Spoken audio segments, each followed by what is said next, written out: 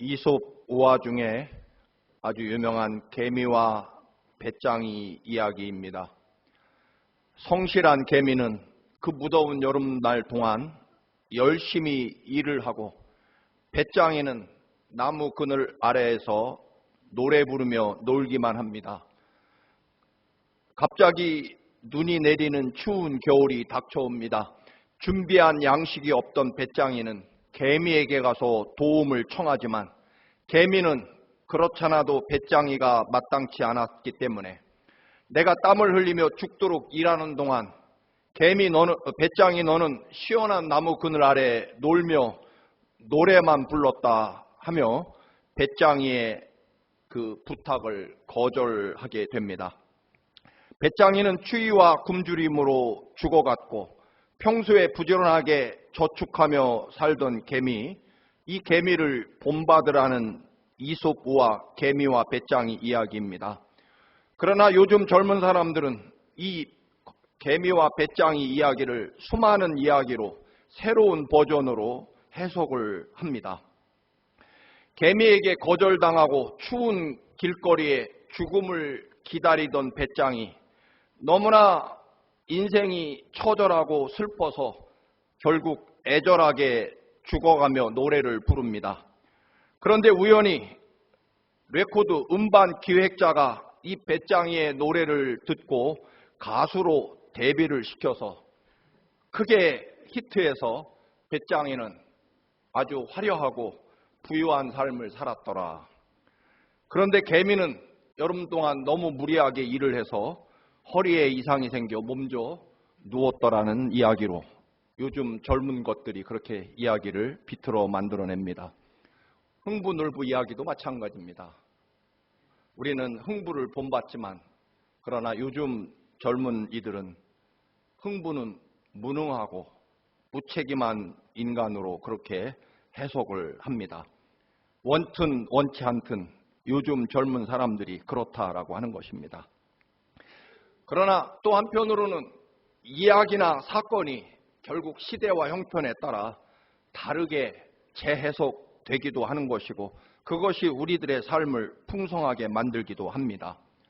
오늘 본문 로마 장교였던 백부장의 믿음, 뱃속부터 태어나서부터 죽을 때까지 오직 여호와 하나님만을 믿어야 되는 이스라엘 백성들 중에서도 이렇게 하나님을 믿는 믿음을 본 적이 없는 가장 위대한 믿음의 사람이라는 칭찬을 예수님에게 듣습니다.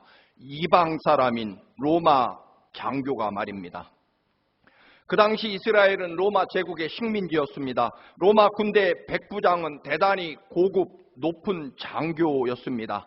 그의 하인이 뇌졸중으로 쓰러졌고, 예수님께 사람을 보내서 제 사랑하는 하인이 중풍병으로 집에 누워 몹시 괴로워합니다. 그리고 치료를 부탁합니다. 백부장이 자기 문제가 아니라 자기의 하인, 즉 그 시대에는 말하는 짐승에 불과한 노예를 살리기 위해 예수님에게 친히 부탁을 했다라고 하는 것입니다. 예수님께서 놀라고 감동받는 두 가지 부류의 사람이 있습니다. 하나는 예수님을 향해 결코 물러서지 않고 정말 강건하고 굳건한 믿음을 보이면서 주님이 응답하실 때까지 절대로 물러서지 않는 그런 믿음을 가진 사람에 대해서 예수님은 감동을 받으십니다. 또 하나는 자신의 모든 삶과 지위를 기꺼이 내려놓고 주님 앞에 전적으로 엎드리는 사람을 주님은 또 그런 겸손한 자에게 주님은 감동을 받으십니다. 오늘 백부장은 두 가지 다를 갖춘, 그래서 이스라엘 사람들 중에서도 이런 믿음을 본 적이 없다라고 칭찬하실 만큼 백부장은 겸손과 사랑과 그리고 주님에 대한 가장 위대한 믿음을 가진 그런 사람으로 기록됩니다. 그래서 하인이 고침받는 기적을 경험하게 됩니다. 로마 장교는 유대인들을 매우 존중했고, 심지어는 유대인들을 위해 회당까지 지어주는 신실하고 겸손한 사람이었다. 그런 훌륭한 사람이 많지는 않지만 그래도 찾아볼 수 있기는 할 것입니다. 그러나 평생 하나님만을 믿던 이스라엘 백성들 중에서도 찾아볼 수 없는 이 위대한 믿음의 백부장, 예수님께서 로마 군인이었던 이 백부장의 사랑과 인격에 감동을 받으셔서 그 집으로 가셔서 하인을 고쳐주시기로 작정하십니다. 그래서 예수님이 백부장 집으로 가시는 도중에 백부장이 또 사람을 보내서 자신의 믿음과 생각을 예수님에게 전합니다. 우리 성경에서 아마 가장 위대한 신앙 고백이 될 것입니다. 8절에 그 내용이 나와 있습니다. 제가 좀 바꿔서 말씀드린다면 이럴 것입니다. 예수님, 저는 이방인 로마 사람입니다. 유대인의 율법에 따르면 유대인들은 이방 사람의 집에 들어가거나 이방 사람과 접촉하고 대화를 나누면 안 된다는 것을 제가 알고 있습니다. 또 율법이 아니더라도 예수님 같은 위대하고 존귀한 분을 저희 집에 모실 수는 없습니다. 제가 로마 황제의 군인입니다. 저에게도 사령관이 있고 천부장이 있습니다. 저도 제 상관이나 황제의 명령에 절저하게 따르는 사람입니다. 그리고 저에게도 물론 가라면 가고 오라면 오는 제 명령에 생명을 걸고 복종하는 부하들이 있습니다. 제가 황제의 명령에 목숨을 걸고 복종하는 것처럼 또 제 부하들도 제 명령에 반드시 복종하는 것처럼 주님이 하시는 말씀은 제가 무엇이든지 복종하고 지킬 것입니다. 좀 더 번역한다면 이럴 것입니다. 주님은 거기 계십시오. 주님은 거기서 말씀하시고 그 말씀을 받들고 순종하고 실천하는 것은 이제 제가 할 것입니다. 유대 땅과 황제가 있는 로마 궁궐까지는 육지로는 약 2,500마일이라고 합니다. 배를 타고 지름길로 가면 그래도 약 1,500마일입니다. 여기서 LA까지 가는 거리와 비슷합니다. 그래도 로마 궁궐에서 내리는 황제의 명령이 2,500마일 떨어진 이곳에서 그대로 시행됩니다. 저는 로마 황제보다 더 위대하신 주님이 그곳에서 말씀하셔도 저희 집에서 그대로 이루어진다는 것을 믿습니다. 그리고 주님이 무슨 명령을 하시든 주님은 거기서 명령하시고 그 말씀대로 행하고 지키고 순종하는 것은 저희들이 할 것입니다. 군인들은 흔히 왜요? 제가 왜 그래야 됩니까? 라는 말을 절대로 하지 않습니다. 군인들은요, 오직 알겠습니다. 그렇게 하겠습니다. 그대로 시행하겠습니다. 라고 하는 말만 해야 되는 것이 군인일 것입니다. 믿음의 사람들도 마찬가지입니다. 나를 살리기 위하여 내 대신 십자가에 죽으신 그 생명의 사랑을 믿기 때문에 또는 우리 살리려고 아들을 십자가에 대신 죽게 하신 하나님의 그 간절한 사랑을 절대적으로 믿기 때문에 우리는 하나님을 향하여 왜요? 왜 그래야 되는데요? 라는 말을 할 수 없다라고 하는 것입니다. 백부장은 분명히 선언합니다. 제가 주님을 만날 수도 없지만 그러나 주님은 거기 계셔서 거기서 말씀하시고 그 말씀이 제 하인에게 그대로 이루어질 것을 믿습니다. 그 먼 2,500마일 떨어진 로마 황궁에서 황제가 하는 말도 이곳에서 시행되는데 주님이 거기서 말씀하시면 저희 집에서 이루어질 것을 믿습니다. 그리고 혹시 무언가 할 일이 있다면, 해야 될 것이 있다면 그건 저희들 몫입니다. 결국 예수님은요, 백부장의 이 믿음 때문에 백부장의 집에 가시지 못하고 백부장을 만나시지 못합니다. 백부장은 예수님을 직접 자기 집에 모셔다가 하인의 상처 후에 안수 기도를 받지 않았고 예수님을 만나 뵙지도 못했지만 세상에서 가장 위대한 믿음이라는 칭찬을 받게 되고 그 위대한 기적을 경험하게 됩니다. 우리는 나아만 장군이 자신의 문둥병, 나병을 치료받기 위해 그 먼 시리아에서 엘리사 선지자가 사는 시골까지 왕의 추천장과 어마어마한 금은 보화를 싣고 엘리사 선지자 집을 찾아갑니다. 그런데 엘리사 선지자가 방문도 열어보지 않고 요단강에 가서 7번 목욕하라는 말 때문에 수치심과 분노와 자존심이 상해서 결국 엘리사는 나아만 장군은 그렇게 외치죠. 내가 그 먼 곳에서부터 여기까지 왔으면 얼른 뛰어나와서 나를 위해서 누추한 이곳까지 방문하시다니 하면서 나를 위해 특별히 안수 기도를 해줄 것이라고 기대했었다라고 나아만 장군은 말합니다. 여러분, 예수 그리스도를 따르고 섬긴 지 얼마나 되셨습니까? 이제 우리는 주님의 마음을 헤아릴 때가 됐습니다.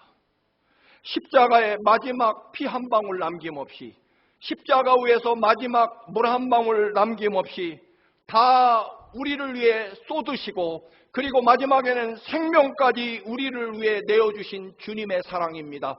주님이 더 우리를 위해 주실 것이 없을 만큼 우리에게 모든 사랑을 다 쏟아 부어 주셨습니다.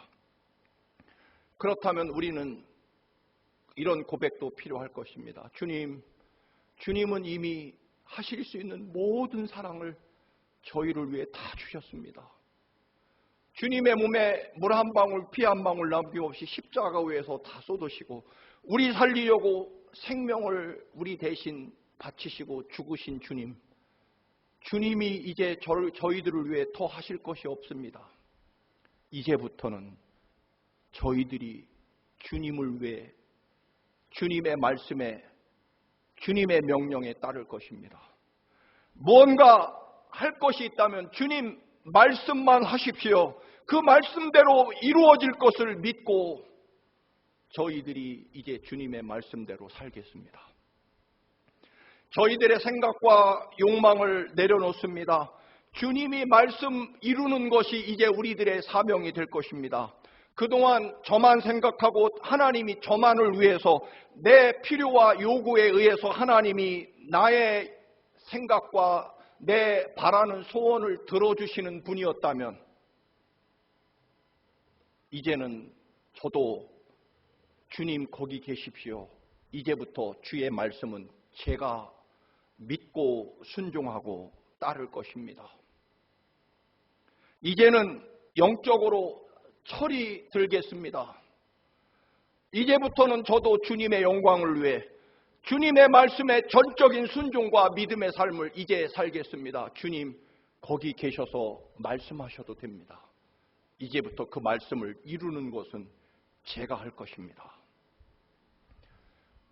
몇 주 전에 한 권사님의 구순 생신잔치에 참석했습니다. 그런데 그 권사님의 아드님과 따님이 이제 사람들 앞에서 어머니에게 사랑을 고백하는 걸 들었습니다. 아들과 따님이 그런 얘기를 하시더라고요. 어머니, 저희들 아버지가 일찍 돌아가시고 혼자 된 몸으로 중국집도 하시고 담배가게도 하시고 평생 우리를 위해서 희생하고 우리를 위해서 헌신하신 어머니, 이제 어머니는 저희들이 이제부터 돌보겠습니다. 혹시라도 조금 치매기가 있어서 나중에 우리들을 알아보지 못해도 저희들이 어머니를 알아보고 어머니를 지키고 사랑하고 돌볼 것이니 절대로 걱정하지 마십시오라는 그 고백을 그 손님 하객들 앞에서 고백하는 이야기를 듣고 정말 가슴이 뛰고 눈물이 났습니다. 그렇습니다. 십자가의 그 모진 사랑과 부활의 능력과 승리뿐만 아니라 영원한 하나님 나라 영생을 주신 주님의 은혜는 사실은 이미 넘치고 넘칩니다. 우리는 그 감당할 길 없는 은혜 안에 사는 우리들도 이제는 때로는 주님 거기서 말씀하십시오. 제가 그 말씀을 붙잡고 살 것이며 이제부터 하나님의 나라와 역사의 사명을 제가 감당하겠습니다. 살아계신 하나님의 말씀이 어떻게 이루어지는지 제 삶으로 믿음으로 증명해서 이 땅에 하나님의 살아계심과 위대한 역사를 제가 증명해 보이며 살겠습니다. 주님 이제 십자가에서 내려오셔도 됩니다. 물론 우리는 영원토록 전적인 하나님의 오직 은혜로 살아가는 것은 분명합니다. 사무엘하 15장 24절에 보면 다윗의 아들 압살롬이 지가 왕이 되겠다고 반역을 일으키고 아버지를 죽이려고 합니다. 물론 이것은 전적으로 다윗이 우리아의 아내와 간음을 하고 충신이었던 우리아를 죽인 하나님의 심판이셨습니다. 백성들의 민심이 순식간에 아들 압살롬을 지지하고 다윗의 전우였던 충성스러운 신하들도 모두 압살롬 편에 서게 됩니다.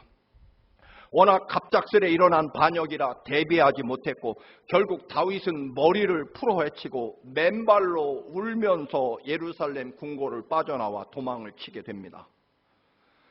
도망을 치던 그 도망자의 길목에 당시의 대제사장이었던 사독과 레위인들이 하나님의 거룩한 임재를 상징하는 법궤를 메어다 놓고 다윗을 기다리고 있었습니다. 비록 도망을 치고 있지만 그 당시 이스라엘에 있어서 하나님의 법궤를 누가 차지하느냐, 하나님의 법궤를 누가 모시고 있느냐에 따라 국가의 왕의 정통성과 그리고 하나님이 누구와 함께하는지가 증명되는 증명의 요소로 하나님의 법궤가 사용되게 됩니다. 여러분 옛날 사극 드라마나 영화를 보면 반역을 일으키고 왕의 자리를 놓고 싸울 때 여러분 그 왕의 도장, 그 옥새가 누구에게 있느냐가 그 사람이 왕을 증명하는 것, 그런 것과 같을 것입니다. 법궤를 압살롬이 차지하면 압살롬이 하나님의 영광과 축복을 소유하고 왕의 정통성이 압살롬에게 있게 될 것입니다. 그런데 도망자인 다윗을 위해 제사장 사독이 법궤를 얼른 빼돌려서 다윗이 도망치는 길로 법궤를 모시고 왔습니다. 사무엘하 15장 25절 바로 이 말씀입니다. 그런 뒤에 왕이 사독에게 말하였다. 즉 하나님의 법궤를 세상 말로 빼돌려서 얼른 가지고 온 사독에게 하나님의 궤를 다시 도성 안으로, 즉 예루살렘 성 안으로 옮겨 놓으라. 내가 주님께 은혜를 입으면 주님께서 나를 다시 돌려보내 주셔서 이 궤와 즉 이 법궤가 있는 곳을 다시 보게 하실 것이요. 그러나 주님께서 나를 싫다고 하시면 오직 주님께서 바라시는 대로 나에게서 이루시기를 빌 수밖에 없다. 다시 해석한다면 이럴 것입니다.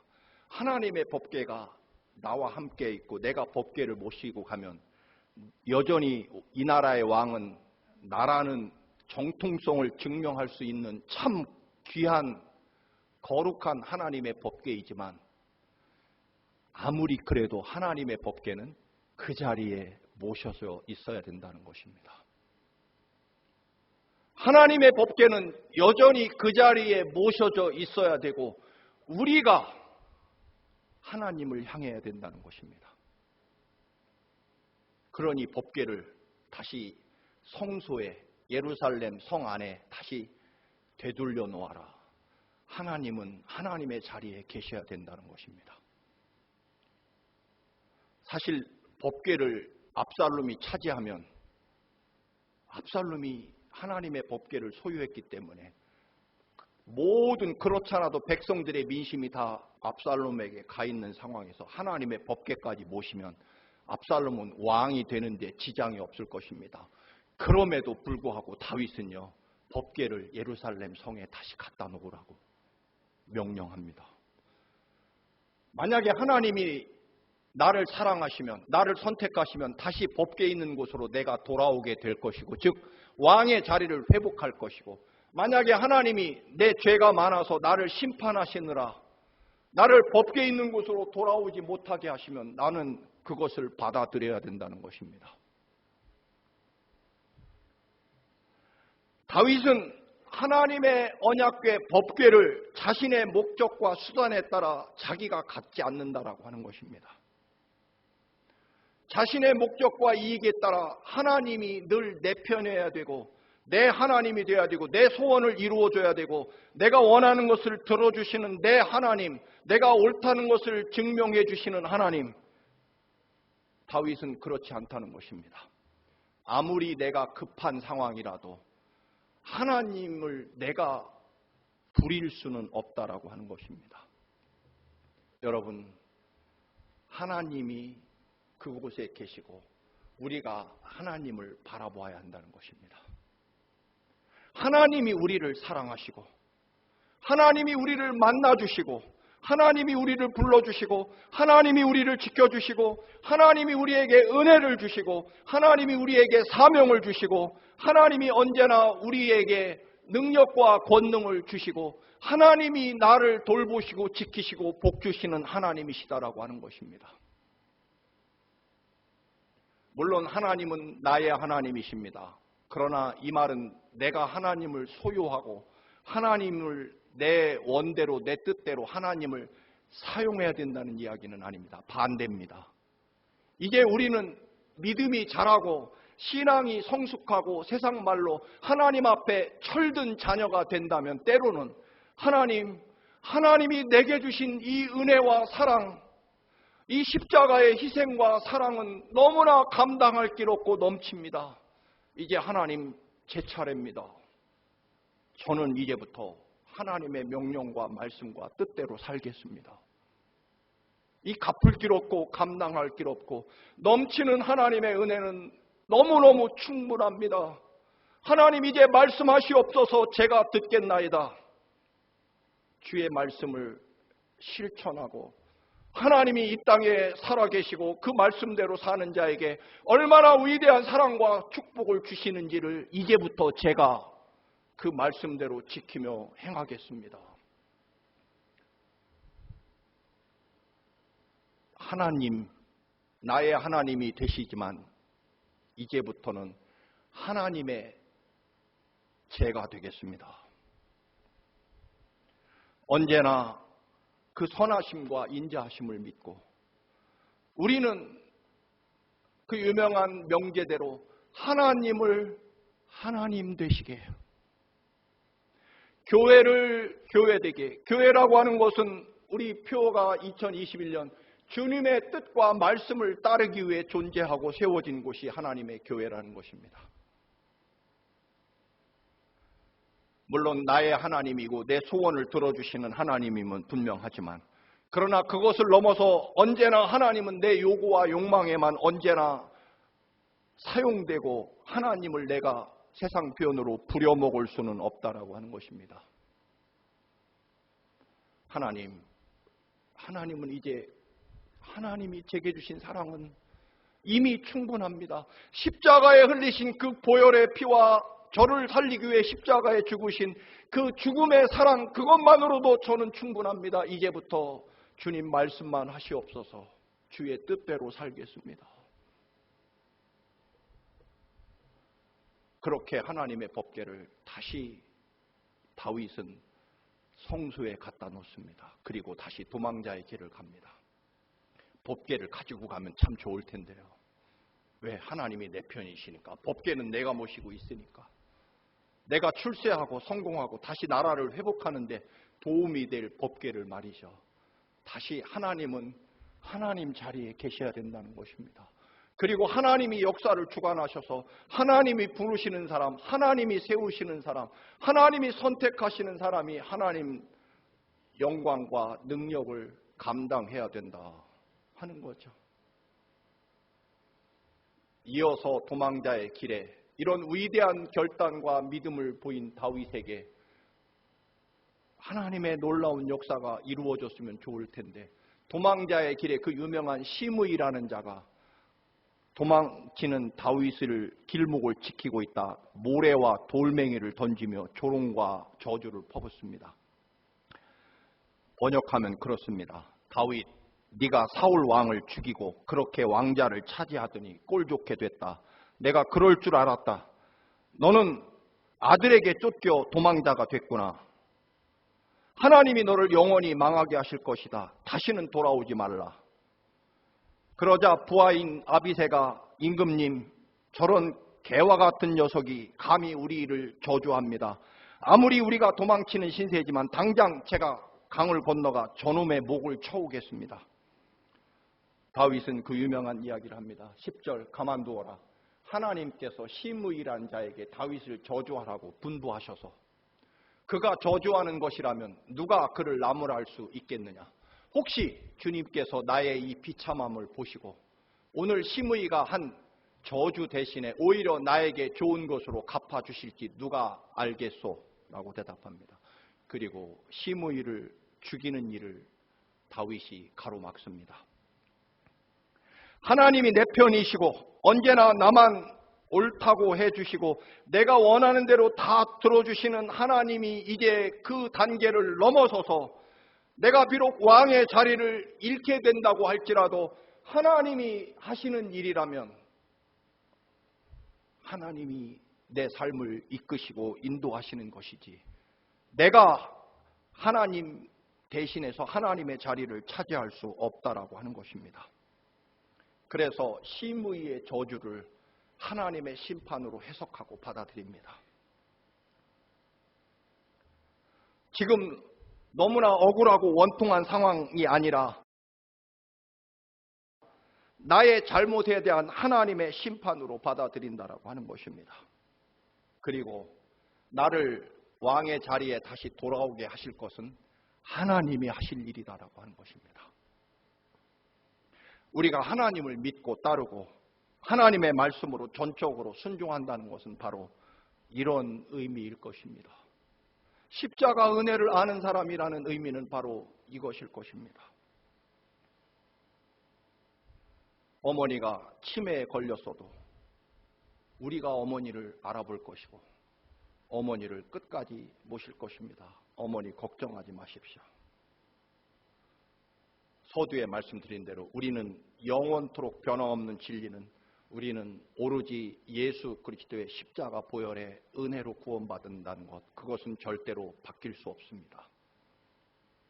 그러나 은혜로 구원받은 우리들이 이제 믿음이 성숙하고 자란다는 것은 하나님 뜻에 나를 복종시키는 것이다.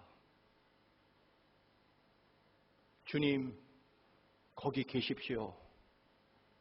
제가 주의 말씀을 따를 것입니다. 주님이 제 집에 오셔서 제 하인을 고쳐주는 것은 제 소원일 뿐이고 주님이 거기서 명령만 하셔도 거기서 말씀하셔도 여기 있는 하인이 나을 것을 저는 믿습니다.